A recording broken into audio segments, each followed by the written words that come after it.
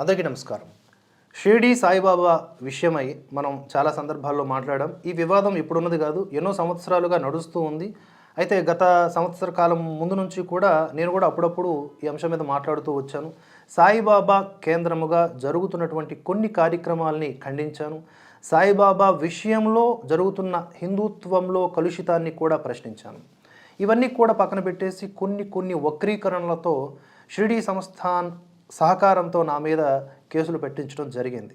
అయినా సరే న్యాయం మీద, చట్టం మీద మన గౌరవం ఉన్నప్పుడు, పోలీసు వ్యవస్థ మీద నమ్మకం ఉన్నప్పుడు మనం తప్పకుండా ఆ దిశగా న్యాయ పోరాటం చేసి ముందుకు వెళతాం. ఎటువంటి వెనకడుగు వేసే ప్రసక్తే లేదు. అలాగే కొంతమంది నక్క వినయాలు ప్రదర్శిస్తూ ఊసరవెల్లిలాగా రంగులు మారుస్తూ మన మీద కేసులు పడంగానే భయపడిపోయినట్లుగా మనం ఉన్నట్లుగా పోట్రీ చేస్తూ ఉన్నారు. భయం ఎవరు పడుతున్నారో ప్రజలు గ్రహించిస్తారు. రంగులు ఎవరు మారుస్తున్నారో చక్కగా గుర్తుపెట్టేస్తారు వాళ్ళు. ప్రజలంత అమాయకులేమీ కాదు. ఒకటే స్టాండ్తో భరతవర్ష ఈ అంశం మీద అలాగే మెయింటైన్ చేస్తూ ముందుకు వెళ్తోంది. ఎక్కడన్నా సరే ఒకవేళ తన స్టాండ్ మార్చుకుంటే బహిరంగంగా ఎస్ నేను ఈ స్టాండ్ మార్చుకుంటున్నాను అని చెప్పి మారుతాం తప్ప ఒకటి చెప్పి ఇంకొకటి చేసి అట్లాంటి ద్వంద్వ వైఖరి ఉండదు. ఎందుకంటే అందరికీ అన్ని విషయాలు తెలిసిపోతాయి అని ఉండదు కదా. తెలియని విషయాలు మాట్లాడి అది పొరపాటు అన్నప్పుడు తప్పకుండా వాటిని సవరించుకునేటటువంటి అవకాశం ప్రతి ఒక్కరికి కూడా ఉంటుంది. ఆ దిశగా ఎవరైనా సరే సమర్థవంతంగా మంచి భాషతో మాట్లాడితే గనక, చర్చకు వస్తే గనక వారిని ఎప్పుడూ కూడా మనం స్వాగతిస్తాం, వారితో మర్యాదగా నడుచుకుంటాం. అలా కాదని పిచ్చి కూతులు కూస్తూ ఉంటే చక్కగా ఇగ్నోర్ బటన్ని నొక్కేస్తాం.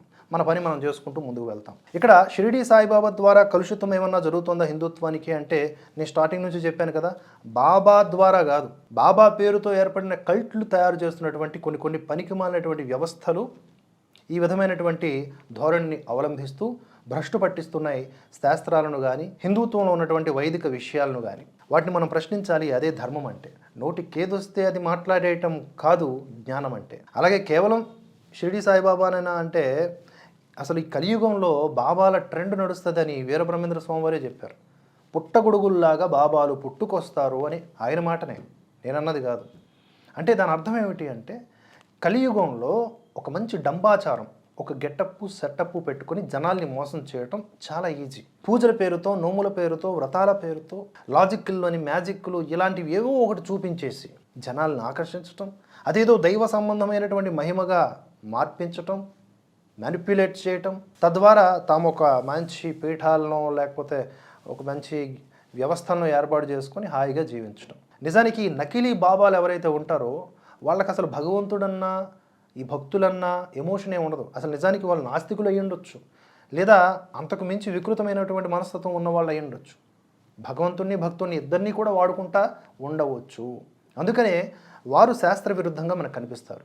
షిరిడి సాయిబాబా శాస్త్ర విరుద్ధంగా కనిపించారని నేను అనట్లా. షిరిడి సాయిబాబా ద్వారా శాస్త్ర విరుద్ధంగా వ్యవహరిస్తున్నటువంటి కల్ట్ ఒకటి తయారవుతుంది. దాన్ని మనం ఖండించాలి.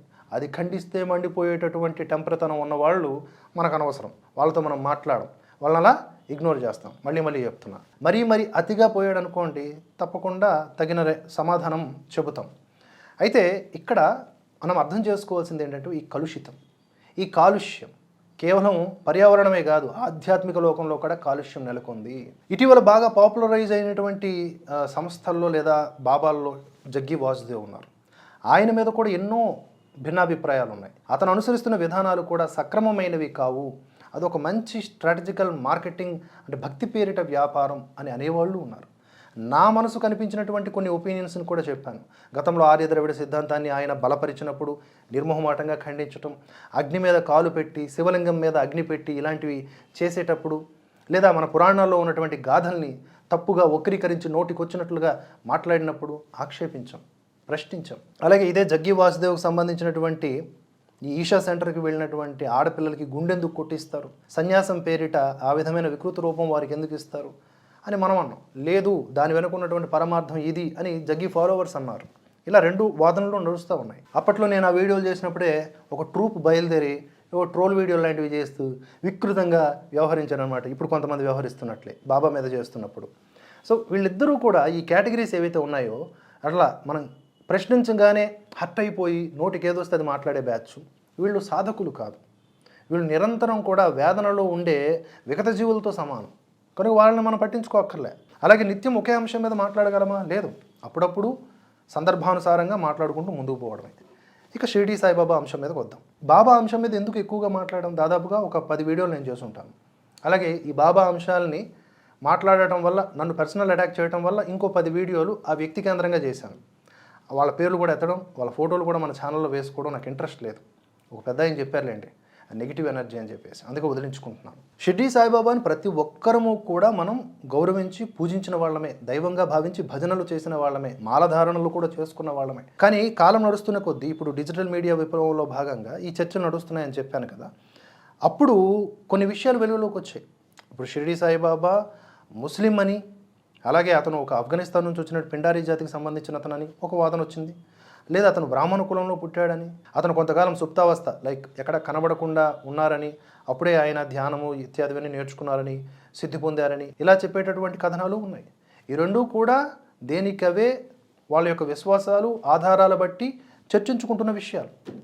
ఇది నిరంతరం జరుగుతూ ఉంటుంది. బాబా అనే అంశంలోనే కాదు, రాముడి విషయంలో చర్చ జరగట్లేదా, కృష్ణుడి విషయంలో జరగట్లేదా? అయితే ఇక్కడ ప్రాబ్లం ఎక్కడ వస్తుంది అంటే ప్రతిదానికి హర్ట్ అయిపోవడం దగ్గర వస్తుంది. హర్ట్ ఎప్పుడు అవ్వాలి అంటే మన ధర్మానికి దేశానికి గ్లాని జరుగుతున్నప్పుడు, ధర్మబద్ధమైన చర్చ జరుగుతున్నప్పుడు కాదు. అంటే ఎవరికైతే వ్యక్తిగతంగా ఎజెండాలతో కూడుకున్న దుగ్ధం ఉంటుందో వాళ్ళు అలా తయారవుతారు. ఇక షిరిడి సంస్థానంలో కేసు నమోదైంది కాబట్టి టర్న్ అయిపోయారు, భయపడిపోయారు, అని ఏడుస్తున్నారు అని వెక్కిరించేటటువంటి మూర్ఖపు తాటక శూర్పణక లేదా ఇతరతర రాక్షస జాతికి సంబంధించినటువంటి వాళ్ళందరికీ కూడా నేను చెప్పే సమాధానం ఏంటంటే సేమ్ స్టాండ్ మీద నిలబడి ఉన్నాను. షిరిడి సాయిబాబాని షిరిడి సాయిబాబా లాగా ఎవరెవరైతే పూజించుకుంటున్నారో వాళ్ళందరికీ కూడా ఎవరు అభ్యంతరం చెప్పరు. కానీ రాముడు కృష్ణుడు అమ్మవార్లను కలపడం కానీ లేదా ఇతరత్ర నేను ఆల్రెడీ ఎన్నోసార్లు చెప్పాను కాబట్టి I don't want to repeat that, అలాంటి విషయాల్లో తప్ప ఎక్కడ ఆక్షేపించాము. ఇక ప్రవచనకారుల విషయంలో ఎవరైనా సరే ఇప్పటికీ లేదా ఇంతకుముందు కానీ షిరిడి సాయిబాబా గురించి విపరీత అర్థాలతో విపరీత భావనలతో చెప్పి ఉంటే అక్కడి వరకు వాళ్ళను నేను డిజోన్ చేసుకుంటాను. డిజోనా, డిస్రెస్పెక్టా, whatever it may be, అక్కడి వరకు నాకు సంబంధం లేదు. వాళ్ళతో నాకు ఆ విషయం వరకు సంబంధం లేదు. ఎందుకంటే అది నేను అంగీకరించను. పర్సనల్గా అది నా బిలీఫ్. నా వరకు నా రాముడు శ్రీరాముడు, సాయి రాముడు కాదు. నా కృష్ణుడు శ్రీకృష్ణుడు, సాయి కృష్ణుడు కాదు. నా వరకు బాబా సాయిబాబా, అంతవరకే. అలాగే మధ్యాహ్న హారతిలో కూడా సాయిబాబా ముస్లిం మోమిన వంశీ జన్ముని లోకాతారియలే అని వచ్చిందని చెప్పాను కదా. మోమినా అంటే ముస్లిం వంశానికి సంబంధించినటువంటి వారు అని అర్థము. అలా నేను ఆలోచిస్తే నేను ఒక హిందువుగా నేను ఒక ముస్లింని ఎందుకు దైవంగా భావించాలి? ఎందుకంటే ఇస్లాం సంప్రదాయం ప్రకారము ఒకడే దేవుడు, అతను అల్లా, మొహమ్మద్ ప్రవక్త. ఈ రెండు దాటి ఎవరు కూడా ముందుకు వెళ్ళేటటువంటి అవకాశం లేదు. అది తీవ్రమైనటువంటి నేరముగా కూడా వారు దైవాపరాధంగా కూడా భావిస్తారు. అంత కఠినమైనటువంటి దీక్షలో ఇస్లాం సంబంధికులు ఉంటారు. అంటే పూర్తిగా అంటే బహుదేవతారాధన కావచ్చు, విగ్రహారాధన, వీటిని వ్యతిరేకిస్తుంది ఆ మతం. సో అలాంటి మతానికి సంబంధించినటువంటి ఒక వ్యక్తి అయిన షిరిడి సాయిబాబాని నేను దైవంగా అంగీకరించను అనేది నా పర్సనల్ బిలీఫ్, అది నా హక్కు. అలాగే బాబా గురువు కూడా కాదా అంటే ఎస్, నాకు కూడా గురువే బాబా. ఎందుకు అంటే every creature is my teacher. ప్రతి ప్రాణి, ప్రతి పదార్థము నాకు గురువే. ఎందుకంటే ఏదో ఒక విషయాన్ని నేర్చుకుంటాను. చెడ్డ పదార్థం అనుకోండి, ఆ పదార్థంలో ఉన్న చెడ్డతనం నాలో ఉండకూడదు అని నేర్చుకుంటాను. మంచి విషయం అనుకోండి, అందులో ఉన్న మంచిని నేను పెంపొందించుకోవడానికి నేర్చుకుంటాను. సో ఏ విధంగా చూసినా మనం ప్రతి ప్రాణి నుంచి, ప్రతి కణము నుంచి మనం నేర్చుకోవచ్చు కనుక every creature is my teacher. అలా బాబా కూడా నాకు టీచరే, గురువే. అక్కడ వరకు నో ప్రాబ్లం. కానీ నా హిందూ దేవీ దేవతల్ని కలుషితం చేసే అంత అయితే లేదు. అలాగే ఇంకొక అంశం కూడా చెప్తాను. బాబా ముస్లిం కాదు అని అంటే ఇదే షిరిడి సంస్థాన్లో అధికారిక వెబ్సైట్ ఏదైతే ఉందో మీరు స్క్రీన్ మీద చూడొచ్చు. అక్కడ 11th చాప్టర్ ఆడియోని మీరు క్లిక్ చేసి చూడండి. సాయిబాబా సచ్చరిత్ర సాగుతూ ఉంటుంది. అందులో ఒక 34 సెకండ్స్ ఆడియో క్లిప్ నేను మీకు వినిపిస్తాను, చూడండి. దాదాపు బాబాను ఇట్లా అడిగాను, బాబా మేమెవరమైనా నేను ఎదుటిపై చందనము పోయిదమన్నా నిరాకరింతురే. డాక్టర్ పండిట్టు వ్రాయిగా ఈనాడు ఎలా ఊరుకుంటుంది. అందులకు బాబా ప్రసన్నముగా ఇట్లు సమాధానమిచ్చాను, నేనొక ముసల్మానును, తానొక సబ్రాహ్మణుడని ఒక మహమ్మదీని పూజించడం ద్వారా తాను మైలపడిపోదుననే దురభిమానము లేకుండా అతడు నాలో తన గురువును భావించుకొని అట్లు చేశాను. అక్కడ సాయిబాబా వారే తాను ముస్లింని అని స్పష్టంగా చెప్తున్నట్లుగా మనకి ఆడియో ద్వారా అర్థమవుతోంది కదా. అది ఓపెన్గా షిరిడి సంస్థానం వాళ్ళ యొక్క అధికారిక వెబ్సైట్ అని అనుకుంటున్నాను. కాదంటే కూడా సవరించవచ్చు.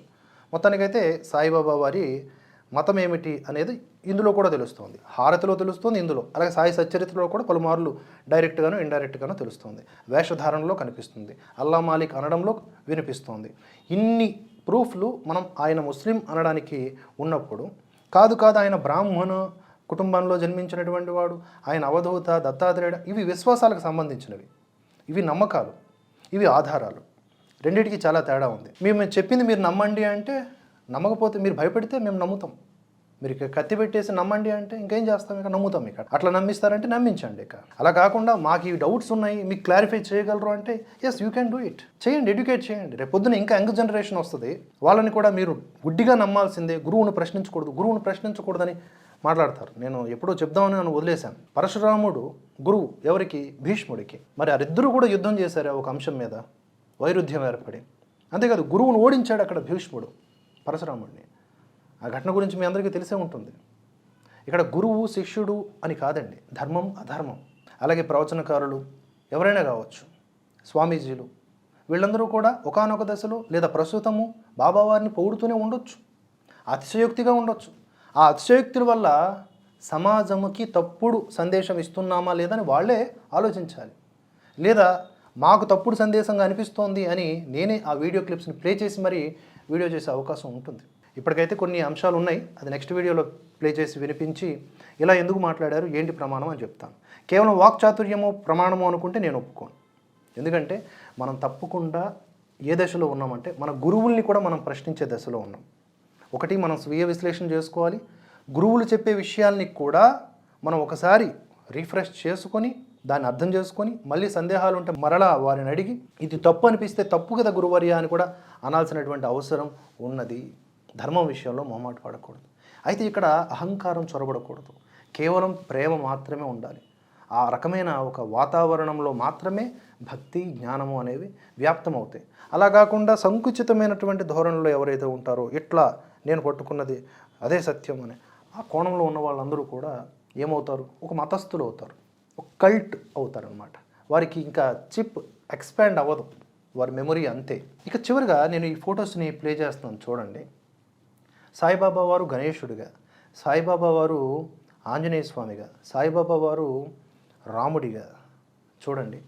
ఇవన్నీ కూడా శాస్త్ర విరుద్ధమైనవి కావా? ఏ ధర్మం చెప్పింది? అవును, మేము కూడా వాటిని వ్యతిరేకిస్తాం అని మాట్లాడతారు. ఎవరైతే మా మీద నిరంతరం ఏడ్చిపడి చేస్తూ ఉన్నారో మేము వ్యతిరేకిస్తాం. అరే మేము కూడా అదే వ్యతిరేకిస్తున్నాం. సో కనుక మనం అందరం కలిసి సాయిబాబా వారిని ప్రతిపాదించి మిగతా కలుషితాలు ఏవైతే ఉన్నాయో వాటిని విమర్శిద్దాం, ప్రక్షాళన చేద్దాం. దీనికి షిరిడి సంస్థాన్ హెల్ప్ తీసుకుందాం. షిరిడి సంస్థాన్ని కలిసిన, న్యాయస్థానంలో విచారణ జరిగిన ఇవే అంశాలని బల్లగుద్ది మరీ చెప్తాం. ఉరి తీసేస్తారా? జైల్లో పెట్టేస్తారా? దాడులు చేయిస్తారా? ధర్మం కోసం ఇలాంటివన్నీ కూడా అలంకారాలే అవుతాయి. భయపడిపోయేవాడు ఎవడిక్కడ? కనుక ఆలోచించండి. అలాగే పెద్దలు కూడా ఇది నిజంగా వివాదాస్పదం కాకూడదు, జనాల మధ్య అన్రెస్ట్ క్రియేట్ అవ్వకూడదంటే ప్రవచనకారులు, పీఠాధిపతులు, స్వామీజీలు, యతీశ్వరులు ఎవరెవరైతే బాబావారిని గతంలోనూ ప్రస్తుతము సమర్థిస్తున్నారో లేదా మధ్యస్థముగా ఉన్నారో లేదా చూసి చూడనట్లుగా వదిలేస్తున్నారు, అందరూ కలిసి ఒక దగ్గర కూర్చొని సంయుక్తంగా ఒక ప్రకటన అయినా ఇవ్వండి. లేదా మీ వైపు నుంచి ఒక దిశానిర్దేశం చేయండి. మాకు క్లారిటీ వస్తుంది కదా ఇది అని. ఎలా ఉంటుందంటే గతంలో సాయిబాబా గారి గురించి అద్భుతంగా ఆయనే శివుడు, ఆయనే విష్ణు అని చెప్పుకున్నాం, ఇప్పుడు వేరేలాగా చెప్తే బాగోదు కదా అని అనుకుంటే, ఇప్పుడు మహాత్మా గాంధీ గారి గురించి మాత్రమే మనం చదువుకున్నాం. మిగతా ఎంతోమంది స్వాతంత్ర సమరయోధుల గురించి ఇప్పుడు తెలుస్తుంది. బికాస్ ఆఫ్ డిజిటల్ మీడియా విప్లవం బయటపడుతున్నాయి చరిత్రలో ఉన్నటువంటి అసలు విషయాలు. అలాగే ఒకప్పుడు ఏమిటి అని కాదు, ఇప్పుడు ఏమిటి, ఇప్పుడు వికసిస్తున్నటువంటి జ్ఞానం మనకేం చెబుతోంది, ఇప్పుడు యువతకి ఏం అందించాలి. ఏ బాబాలు, ఏ స్వామీజీలైనా సరే జనాల్ని రుజుమార్గం వైపు ప్రయాణింపచేయాలి తప్ప మూఢత్వం వైపునో అంధవిశ్వాసాల వైపునో నడిపించకూడదు. దాని బదులు ఇంకా నాస్తికత్వం మేలు. అంటే ఈ సూడో నాస్తికత్వం కాదండి, జెన్యున్గా నాస్తికులు కొంతమంది ఉంటారు. భగవంతుడితో సంబంధం లేదు, ఆయన ఉన్నాడని నమ్మరు వాళ్ళు. అలాగని ఇతర విశ్వాసాల మీద రాళ్ళేయరు, కానీ జనాల్ని ఎడ్యుకేట్ చేస్తారు.